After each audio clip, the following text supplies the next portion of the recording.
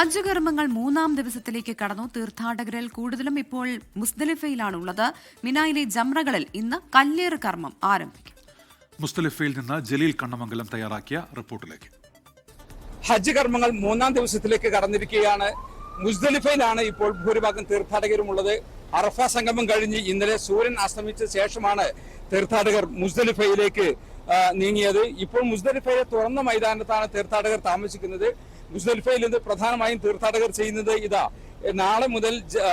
ഇന്നു മുതൽ ജംറയിലെ കല്ലേറ് കർമ്മം നിർവഹിക്കാനുള്ള കല്ലുകൾ ശേഖരിക്കുകയാണ്. ഏതാണ്ട് 70ഓളം കല്ലുകളാണ് 4 ദിവസത്തെ ഏറിനായിട്ട് തീർത്ഥാടകർ ഇവിടുന്ന് ശേഖരിക്കുന്നത്. എന്താണ് അങ്ങനെ കല്ലുകളൊക്കെ കിട്ടിയോ? അൽഹംദുലില്ലാ. പിന്നെ മുസ്ദലിഫയിലാണ്. അറഫയിലെ കാര്യങ്ങളൊക്കെ കഴിഞ്ഞു. വളരെ റാഹത്തോടു കൂടി ഇപ്പൊ ഞങ്ങൾ മുസ്ദലിഫയിലെത്തി. ജംറാത്തിൽ എറിയാനുള്ള കല്ലുകളൊക്കെ ഇവിടുന്ന് കളക്ട് ചെയ്യാണ്. അൽഹംദുലില്ലാ റാഹത്താണ്. അൽഹംദുലില്ലാ 24 ഞങ്ങളെ കൂടെ തന്നിട്ടുണ്ട്.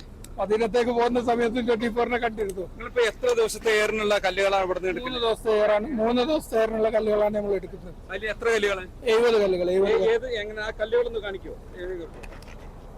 ഏകദേശം ഈ ഒരു വലിപ്പത്തിലുള്ള കല്ലുകളാണ് നമ്മൾ ഉപയോഗിക്കുന്നത്. അപ്പൊ ഇത് ഇത്രയും ചെറിയ കല്ലുകളാണ് ആളുകൾ ഈ തീർത്ഥാടകർ ഇവിടുന്ന് ശേഖരിക്കുന്നത്. ഇങ്ങനെയുള്ള ഏതാണ്ട് 70ഓളം കല്ലുകൾ ശേഖരിക്കും. 4 ദിവസത്തെ 3 ജംറകളിലായി 4 ദിവസം കല്ലേറ് കർമ്മം നിർവഹിക്കുകയാണ് തീർത്ഥാടകർ ചെയ്യുക.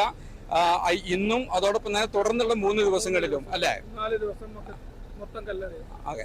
അപ്പൊ ഇന്ന് ബലിപെരുന്നാളാണ്. തീർത്ഥാടകരെ സംബന്ധിച്ചിടത്തോളം ഏറ്റവും കൂടുതൽ കർമ്മങ്ങൾ അനുഷ്ഠിക്കാനുള്ള ഒരു ദിവസമാണ് ഇന്ന് കല്ലേറ് കർമ്മം നിർവഹിക്കും. അതിനുശേഷം മുടിയെടുക്കും, സാധാരണ വസ്ത്രം ധരിക്കും, വിശുദ്ധ മക്കയിൽ പോയി തവാഫ് നിർവഹിക്കും, ഇതെല്ലാം ബലി നൽകും. ഇതെല്ലാം കഴിഞ്ഞ് ഇന്ന് തന്നെ തീർത്ഥാടകർ മീനായിലെ തമ്പുകളിൽ തിരിച്ചെത്തുകയും ചെയ്യും. മുസ്ദലിഫയിൽ നിന്നും ജലീൽ കണ്ണമംഗലം, 24.